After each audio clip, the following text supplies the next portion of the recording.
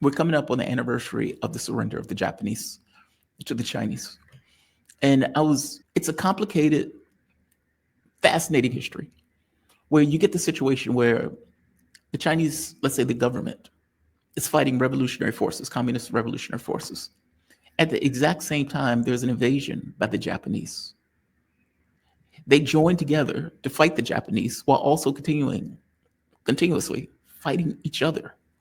And then you think to yourself at the end of that, how the hell did the communists win that when they were the revolution as opposed to the government itself? There's so many questions with that. Like, it's a fascinating history. I've had the opportunity to read through it. I got to be honest, I haven't read that stuff in a very long time, so it's very vague to me. But it may be something. That's why you should subscribe. That's why you should subscribe to my podcast, Jamar. I had a whole series on the Chinese Civil War. Did you? 1945. Yes. And I, so like, because this is really the most important events leading up to the 21st century. Now with the China's rise more apparent than ever, like it's very important to understand what led to China to this step. Because back in 1945, China was was desperately poor, was brutalized by invasion. I have a personal story to share about the Japanese surrender, because my dad was born in July 1945. So he was a baby in August. The Japanese surrender announcement was August 15th, right? The September 2nd or September 3rd, that's when they formally signed the unconditional surrender. So when my dad was just barely a month old, the whole town, there was a widespread panic in my dad's hometown. The Japanese troops are coming. Because, the last time the Japanese troop came through the town was in 1937 during the Battle of Shanghai, and they burned down the entire town. So people were really panicking, and everybody getting ready to evacuate. Because my dad is a baby, everybody was urging my grandma to ditch my dad, because baby cry will really raise attention. Everybody was telling my grandma, get rid of the baby. We don't want Japanese to know where we are. But of course, my grandma refused to give up my dad. And it turns out it was all much ado about nothing, because the Japanese were coming to town to get on the train to head down to the next big city, Hangzhou, for the surrendering. For the surrendering ceremony. So this is when August 15th, when the Japanese emperor announced the surrender over the radio. And so this is my story, like a very personal story about the Japanese surrender. My thanks for my grandma. I'm here. My dad is still alive. But yeah, this story is not unique. It's repeated across China. In fact, when I visited my dad's hometown in 2019, I noticed all the Buddhist temples in town were rebuilt after 1980s. I just naturally assumed they were destroyed during the Cultural Revolution. So I asked my dad. My dad's like, no. All the temples were bombed out in 1937 during the Battle of Shanghai when the Japanese came through. They firebombed the whole town. All the temples were destroyed. And of course, after the Japanese surrender, the Chinese Civil War got started. So nobody got around to rebuild those temples. and then Cultural Revolution happened, So it's only until 1980s, people finally got around to rebuild those temples. And now there are quite many of them. Many of them very beautifully redone. But yeah, so China is recovering from that now. It took a couple generations. My dad was born basically at the end of the war, and my generation now back in China is actually they're the captain of these generations are the generation that made China great again. Yeah. That is amazing. I mean, people need to internalize what it would take for somebody to say, you need to get rid of that baby. Can you imagine that? Like just in a normal circumstance, like, hey, we're so scared about what's about to take place, all the atrocities and everything else. You need to get rid of that baby because we don't want the Japanese to find us. It's like, okay, get rid of them. Where? Where? Don't. I mean, that's just. Yeah, that's rough, Carl. That's rough. But fortunately, you are here, and I appreciate your dad for not doing anything drastic in that moment. No, I did. Well, he was a baby. My dad was a baby at that moment. There's nothing he could have done. I see. It was your grandmother and your. Okay, I see. My grandma. Yes. Okay. I misunderstood. And yeah, duh. Right. Logically, I should know better. Okay. It's funny. Manila Chan, when she talks about stuff like that, and talks about like being in the Vietnam War, not her personally, but let's say her family and how they came over to the States and what they were going through in Laos and whatnot. It's the war. Like, as Americans, we don't see that stuff. Like, we don't get it. Like, we don't get it in real terms. Like, the desperation that people are under when they're in these war zones. It's almost like a video game to us, and that's to our detriment. So how did the war between the government itself, let's say there's a very specific word for it that I'm missing, that it'll come to me in a moment.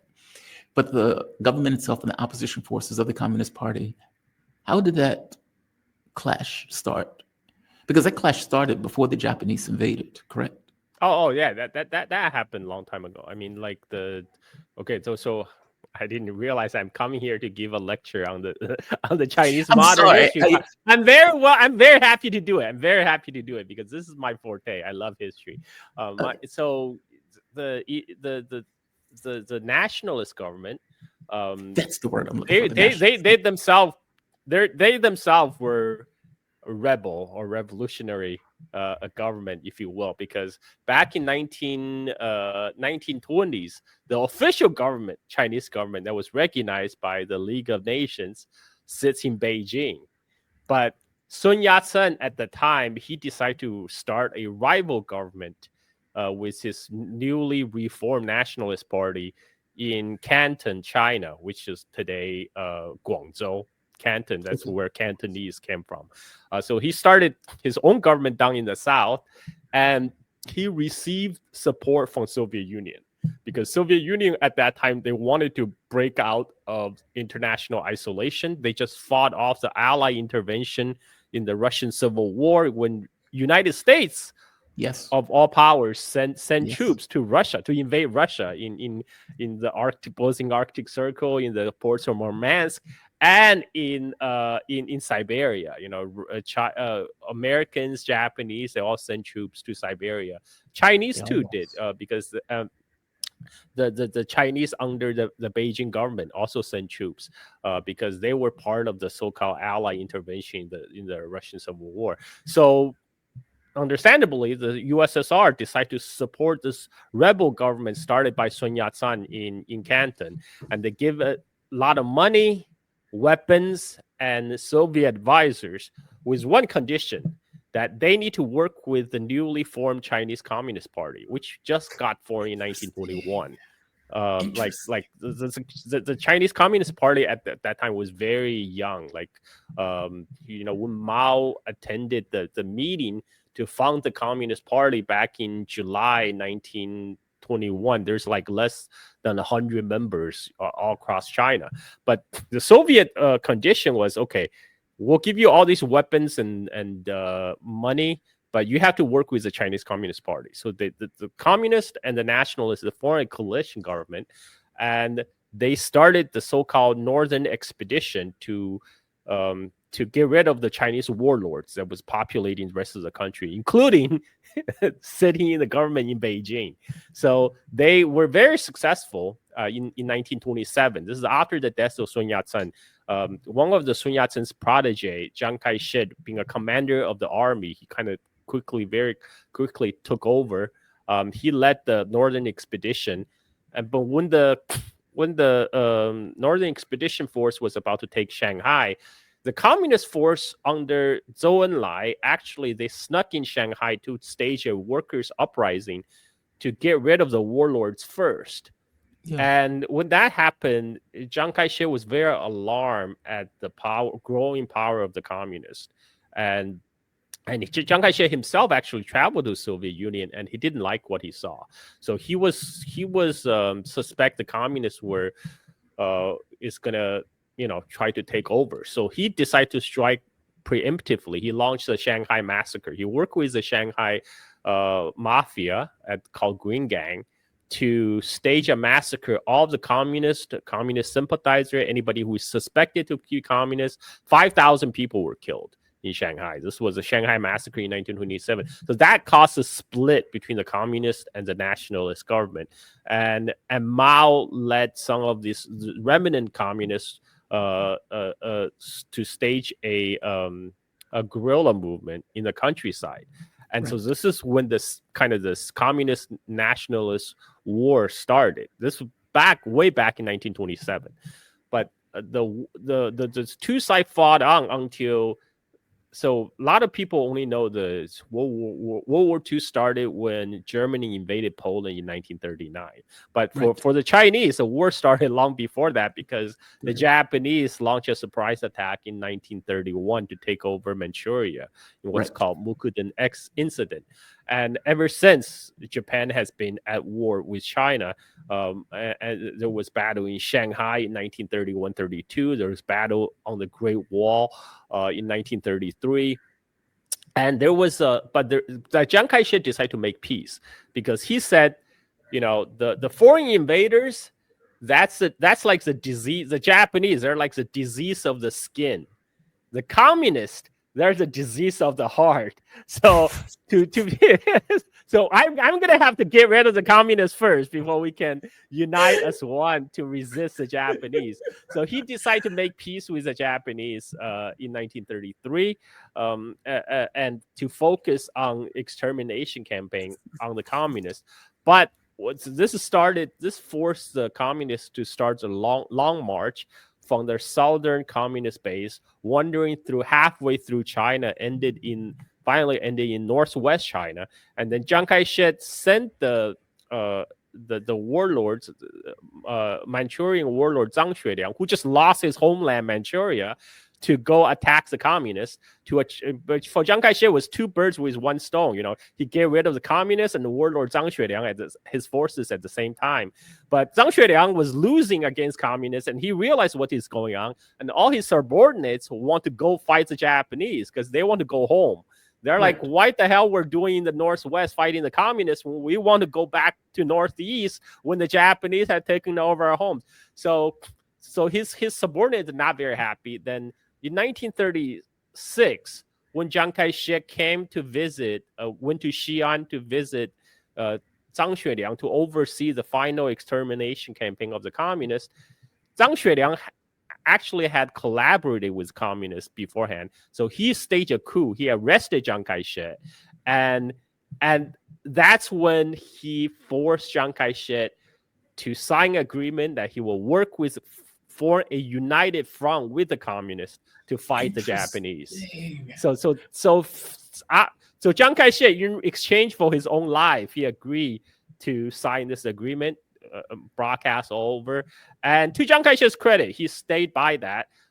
So after that, he was released. Zhang Xueliang himself flew Chiang Kai-shek back home in Nanjing, but Chiang Kai-shek immediately placed him under house arrest for the rest of his life. Zhang Xueliang died in like 2001 in Hawaii. He was held under house arrest until like 1980s, and he was only allowed to leave Taiwan like after 80s to go retire in Hawaii. But then when the Japanese realized these two forces are working together, so they start to launch a full-scale invasion of China in 1937 in the so-called Marco Polo incident, when they launched attack against Beijing. And so all these battles were raging in China way before the battles broke out in Europe, in the Eastern Front. So for the Chinese, it's basically a war since 1931 to 1945, a war of 14 years. But then So that's but what communists did was when the Japanese came, much of northern China before were under various Chinese warlords that had nominal allegiance to the nationalist government. What the Japanese did, they destroyed all those the hold on power of these Chinese warlords, and you created a power vacuum in the countryside, because the Japanese were only interested in capturing the big cities and the transportation, the main rail lines connecting each cities. So that gives a chance for the communists to move in to develop their bases in the countryside. And they started to take over the countryside behind the enemy lines.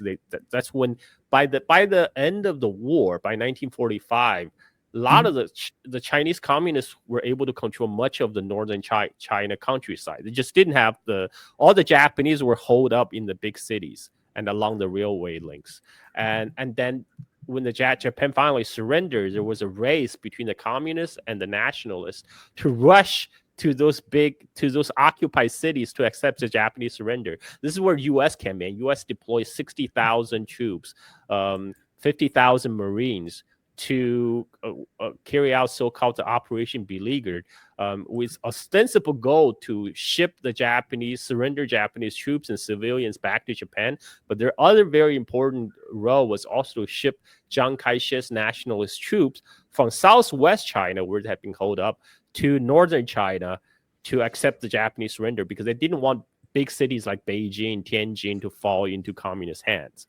And then this is how Chinese Civil War got started. And then then for 4 years, the war waged on, but the nationalists lost out. That's a whole fascinating topic. I recommend everyone to subscribe my podcast if you want the whole story. Still, and just so because I didn't give you the heads up when you got on, just because I had somebody else's thing by you in. Carl Jha, host of Silk and Steel podcasts, focused on China, surrounding regions, in history, culture, politics. He did this off the top of his head. Names and all. He did it off the top of his head. Where you can follow Carl on Twitter at Carl Jha. You can find his podcast on Twitter at Steel Silk In. And you can subscribe and support the podcast at patreon.com, Silk and Steel. So I just wanted to give you a bio. I wanted people to know where they can get that history.